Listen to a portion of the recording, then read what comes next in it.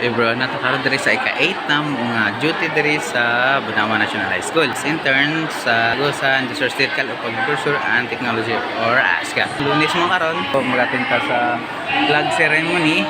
Alis lang yun na. Kada adlaw. So, sa ilan. Mo baba na ta. With Marty. And sitting pretty.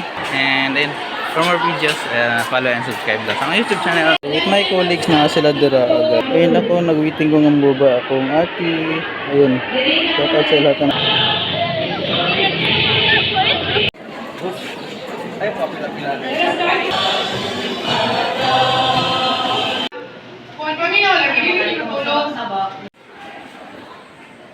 Hindi mo pa malitog makeup, di mo pa ito wipes.